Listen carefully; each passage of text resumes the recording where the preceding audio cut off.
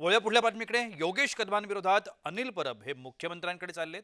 कदमांच्या बारमध्ये अश्लील नृत्य सुरू असल्याचा परबांनी आरोप केला होता। माहिती अधिकारामध्ये जे पुरावे मिळालेले आहेत ते मुख्यमंत्र्यांसमोर देणार आहे, सुपूर्द करणार आहे, अशी माहिती अनिल परबांनी प्रसारमाध्यमांना दिली।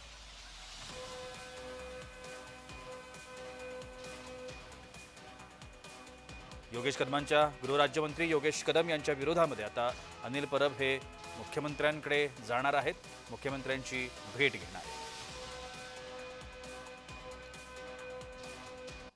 आपण या सगळ्या संदर्भात अधिक माहिती घेण्याचा प्रयत्न करूया। आमचे प्रतिनिधी महेंद्र जोईल आता माझ्यासोबत संपर्कामध्ये आहेत। महेंद्र, खूप महत्त्वाची बातमी आहे। अनिल परब हे गृहराज्यमंत्र्यांच्या विरोधात मुख्यमंत्र्यांकडे चाललेत। काय अधिकची माहिती आहे आपल्याकडे?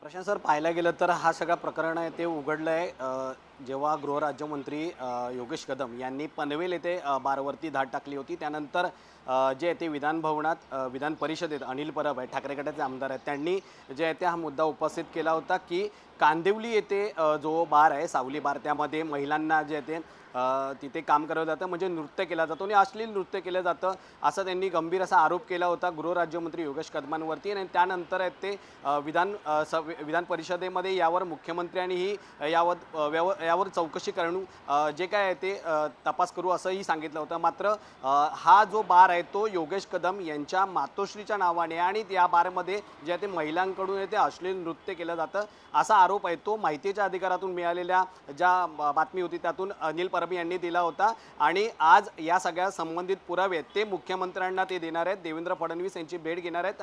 आणि काल पण आपण पाहिलं तर अनिल परब यांनी जी पत्रकार परिषद घेतली होती त्यावर योगेश कदमांनी दिलेल्या ज्या माहिती होती पत्रकार परिषदेमध्ये त्या विरोधात सावित्री नदी असेल किंवा जगबुडी नदी असेल, त्या नदीमध्ये गाळुपसामध्ये जो गैरव्यवहार झाला आहे त्या संबंधात ही जे आरोप पुरावे आहेत तेही मुख्यमंत्र्यांना देणार। त्यामुळे योगेश कदम यांच्या अडचणीत कुठेतरी वाढ होताना पाहायला मिळणार आहे, कारण आज जे ते योगेश कदम यांच्या सावली बारवर सुद्धा जे ते सामाजिक कार्यकर्ता अंजली दमानिया यांनी जे ती भेट दिली होती। आणि तिथे नेमकं योगेश कदम जर गृहराज्यमंत्री असतील तर त्या बारवर जी ती कारवाई का होत नाही हाही त्यांनी प्रश्न उपस्थित केला, कारण गृहराज्यमंत्र्यांचं जर असेल तर कायदा आणि सुव्यवस्था याबद्दल त्यांनी प्रश्न चिन्ह उपस्थित केले। आणि आता काही वेळापूर्वी त्यांनी तिथे धन्यवाद महेंद्र, आपण दिलेल्या विस्तृत माहिती करता।